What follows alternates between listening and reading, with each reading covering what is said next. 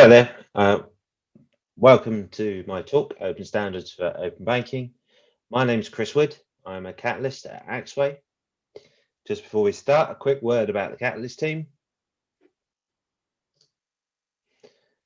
The Catalyst team is a team of experienced API professionals here at Axway. We've got a broad range of experiences across various industries, and our goal is to help customers be successful on their API journeys. Our focus isn't just about APIs as technology, it's about the overlap between business and technology strategies. So for your business to succeed, not only do you need the technology that supports the use of APIs, but you need a business strategy that takes those APIs, which are products, and delivers them to the market. So we therefore look to target a symbiosis between business decisions and technology delivery. If you'd like to find out more about the Catalysts, please go ahead and look at our homepage, catalysts.axway.com. Today, I'll be talking about open standards for open banking. Open standards are obviously tremendously important when trying to foster the growth of any ecosystem, but they're particularly important in open banking for a number of reasons. So in terms of what we're going to look at, firstly, we're going to look at why open standards are important. Then we're going to take a look at what open standards are particularly relevant in the sphere of open banking. And then finally, we're also going to look a little bit at how you can build an ecosystem based on open standards, but not only support the implementation of those standards, but also get people on board with making sure that the ecosystem is open, collaborative, and participatory. So first off, why? What's the motivation for using open standards? Well, aside from the legal aspects whereby using open standards is free and available for anyone to use, actually the development of those open standards encourages participation and collaboration in industry. That's really, really important when you're building an open ecosystem. It gets people on board with the fact that this ecosystem is needed, and it allows people, whoever they are, from whatever organization they come from, to come forward and try and shape those standards so they deliver on behalf of all. That fosters openness in the ecosystem and in the industry, which is vital for that to be a success. However, it also speeds up implementation. By using open standards, often freely available, we can get from zero to a working implementation much more quickly. And that benefits everybody.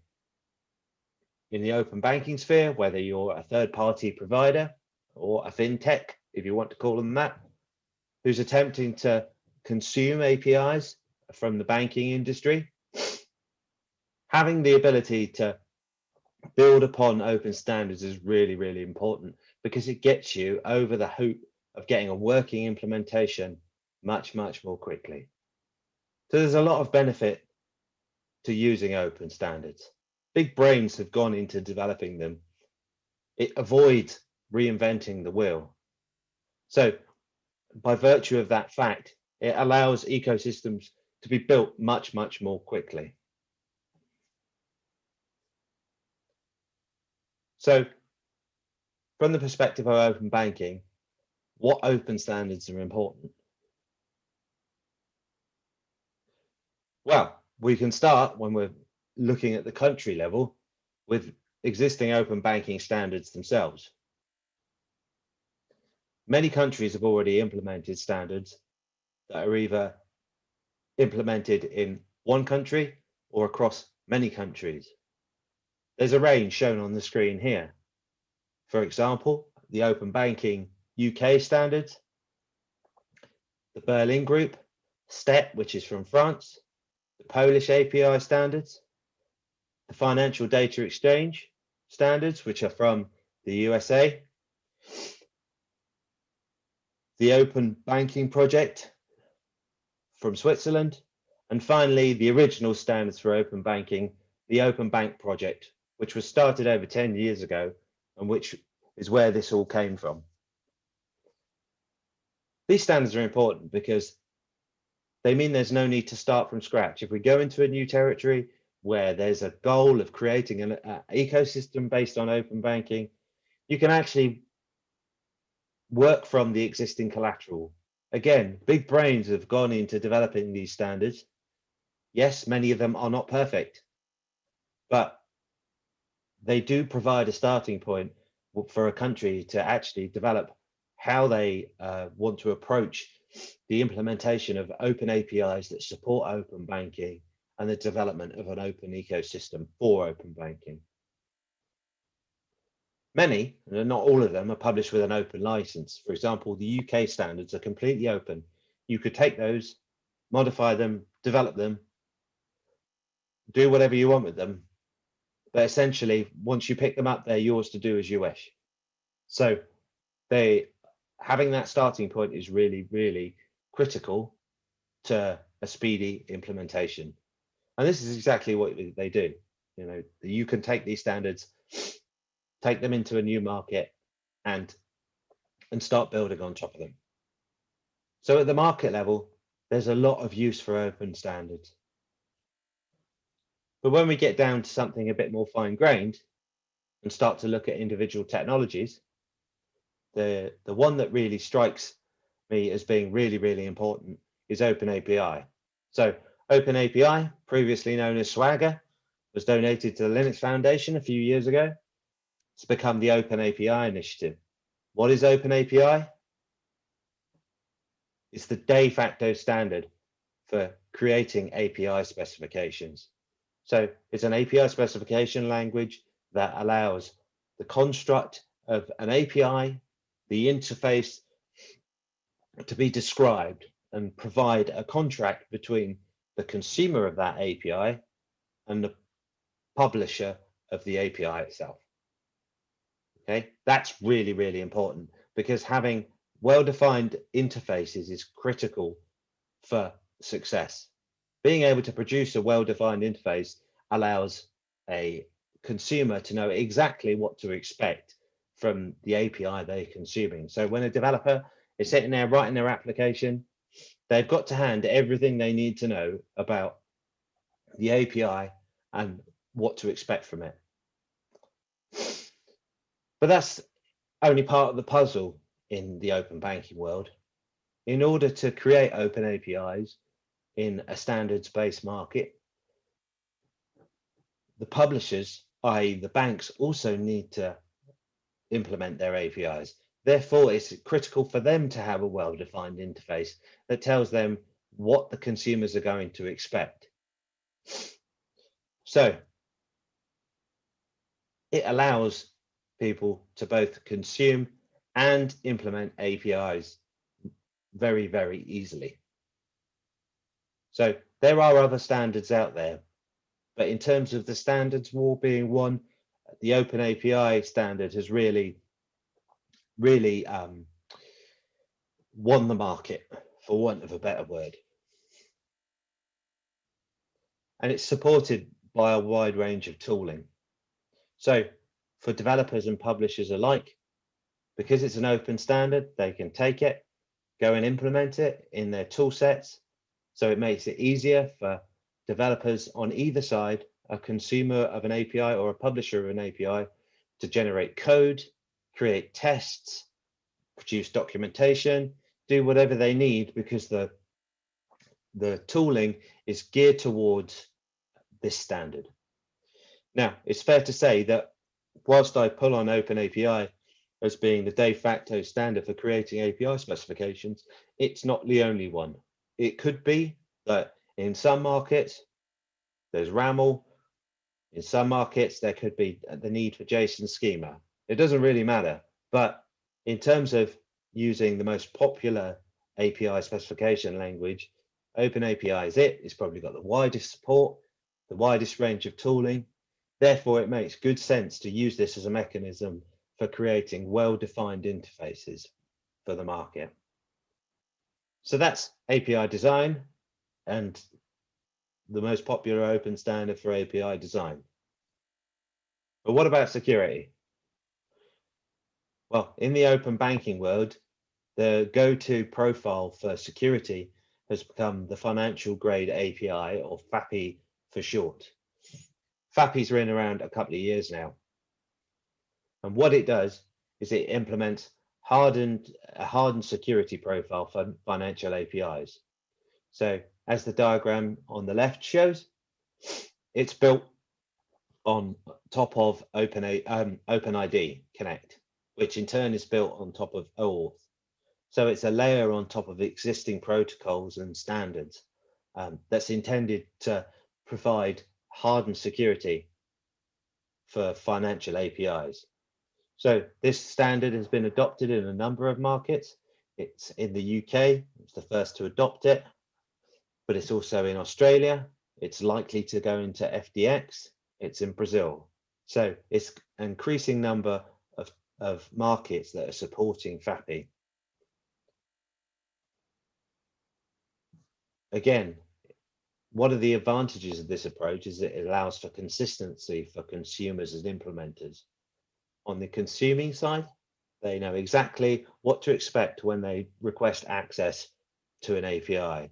The protocols in play, how the flows work, how a user is going to be authenticated, how they will authorize any consent that they are required to give to third parties, depending on what market they're in. But essentially, it gives that really, really consistent security layer. So there's a number of different moving parts to the FAPI profile. The read-only, which is part one, obviously speaks for itself. So the read-only profile is there to protect APIs that are providing account information, for example, which is one of the regulatory roles under PSD2. The read-write profile then enhances that security and provides extra constraints, especially on the authorization server. So again, in order to narrow the attack vectors for financial APIs that could cause destructive actions in terms of how a miscreant might abuse that API. So there I'm thinking particularly about payment initiation. Then the third in that list is the JOT secured authorization response mode, or JARM for short, which is used in order to protect the authorization code. So as to avoid miscreants stealing authorization codes and cashing them in order to get a token that can allow them to access a consumer's account. And finally, there's the client-initiated back-channel authentication, or CIBA profile, which is an asynchronous authorization mechanism, or authentication and authorization mechanism, should I say, that ensures that for use cases where authentication happens out of band, that can be neatly orchestrated by the authorization server. So as an example, if a consumer is going to be contacted by push notification to their mobile app in order to authenticate themselves on their mobile banking application, CIBA can help allow authorization flows to work asynchronously, allow that to complete gracefully, and ensure that there's a good consumer experience. So very neat in terms of giving both protection and also enabling a consumer experience that fits the needs of the market. So finally, the financial grade API, FAPI, has recently been broadened with the implementation draft of FAPI 2. FAPI 2 builds on FAPI 1.0 and everything you see on the left-hand side. And essentially, that is intending to provide more security and ensure that consumers are better protected. For example, the push authorization request profile is coming into FAPI 2, and that allows an authorization request to be sent by a back channel, therefore protecting the request parameters in a very, very strong manner. There's also grant management, which allows consents and grants to be managed by TPPs in a standards compliant way. There's also better protection for ID tokens, so they're never exposed in the browser. So there's lots of security enhancements coming in FAPI 2. So in terms of becoming the de facto standard for security in open banking markets, FAPI is making great ground still. Just as a note, at the bottom there, there's a link to an article on Nordic APIs, which is a good overview of FAPI if you want to learn more. So the final open standard we'll look at is ISO 222. Now, if you know me, you may think that it's odd that I'm shouting about the benefits of this, but it's actually fundamental to so many open banking use cases. And it's not always overtly trumpeted as being part of open banking standards, but it's there. It's there in the background, and I'll explain why. So if you don't know what ISO 222 is, it's financial services standards for business models and messaging. So it provides a suite of business models and a suite of messages across payments, account management, cash management, settlement, clearing, bunch of standards that are really feature rich, and many organizations are implementing in order to provide standards compliance interfaces. So in the open banking world, why is it important? Well, it's not only interfaces and business models that ISO provides, it also provides a data model. So for example, a standardized model for describing the amount and currency of a transaction, a standardized model for describing an address. So both the interface and the data typing that it provides really can provide a boost for building open banking standards, because we're working from a standard, an open standard, which many big brains have sought to devise, and many organizations that are imbibed in financial services. So therefore, it's a good source of truth for how we might build our APIs. It's very useful for that common, well understood definition, and it provides a great deal of consistency in design. So a concrete example of where ISO 222 has been really important is the UK open banking standards. Now, to look at them, you wouldn't think that they're built on top of ISO unless you read the small print and go and have a look at the standards pages. But actually, the mechanism for creating the API specifications in open API format was quite straightforward. What we did, and I say we because I was on the team, we took ISO 222 definitions, the data types for account and so on, and then we took those and we turned them into a more readable, developer-friendly format. So renaming the properties away from their technical properties where they typically use abbreviations, and using the business terminology. So they're human readable, they're very easily understandable. A developer could pick them up and instantly know in a general sense what they're looking at. So really tailored towards usability, and that's a key feature of developer experiences, creating interfaces that developers can readily pick up, understand, and use.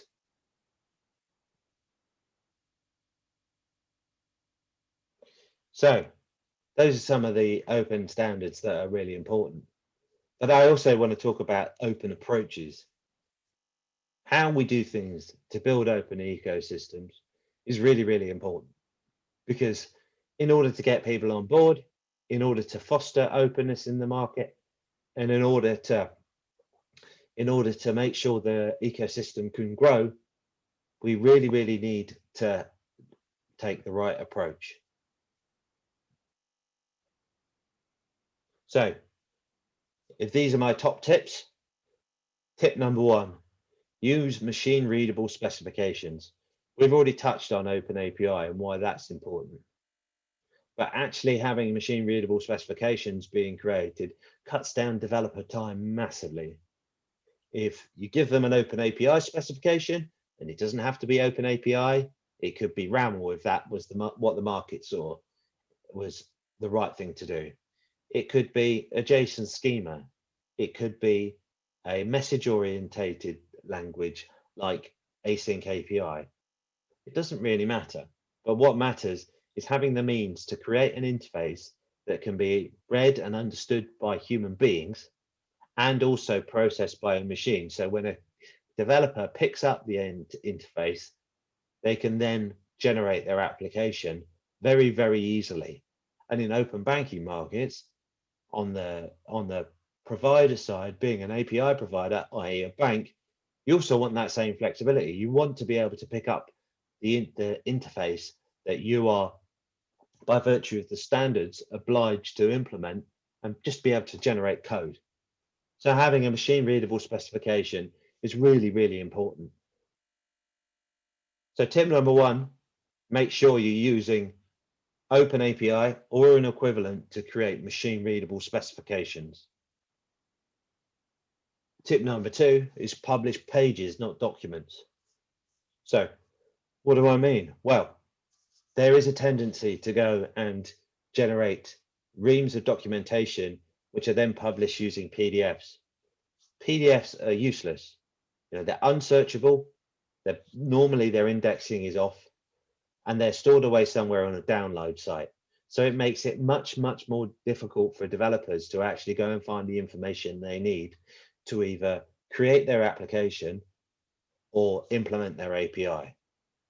Put it on a page in HTML, it's searchable, it's indexable, it's findable via Google. So it makes real good sense to actually publish using HTML pages and not documents. As soon as PDFs are created, they become dark data. It's harder to find information that's critical to developing your applications. And it's also harder to use that information in a machine-orientated way. There's plenty of automation that can scrape those pages and do interesting things with it if that's what developers need. So publishing in pages is critical to success. Next, go public. Make sure that when you're developing your open banking standards, you're attempting to foster an open ecosystem, make sure that you're publishing how you're doing it. Make sure it's clear for all the stakeholders in the community who are expecting great things in this open banking ecosystem to understand what's coming, where it's coming, why it's coming, with dates, a versioning mechanism, and everything they need to understand the progress. Because trust me, if they're third-party providers who are looking to become regulated entities in regulated markets, they need to know this stuff because it's important for their livelihood. They want to make profit just like anybody else. They want to build their tools for consumers. They need to understand what's coming down the road in terms of how your open banking standard is going to evolve.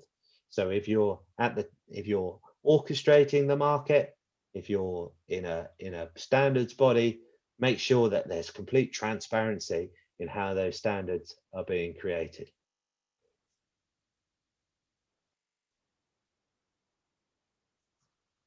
To that end, it's really important not just to hold meetings, but hold meetings and forums.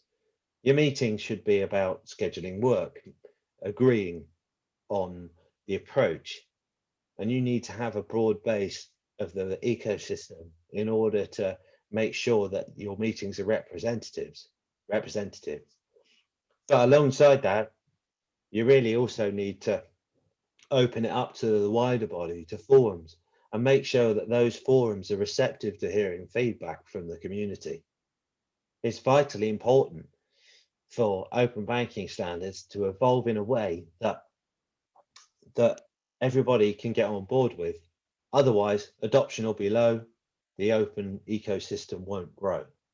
So having a collaborative approach that's very wide is important for making sure there is some sort of consensus in the market as to the approach and how best to reap the benefits of an open banking ecosystem. So, open standards for open banking. I've explained how open standards can help, but I've also broadened out into how an open approach is important. Quite often in such endeavors, the how and the why and the what all come together in order to create an open ecosystem. So open standards provides participation and access. An open approach builds trust and transparency. So with all those things in hand, the open ecosystem can then grow.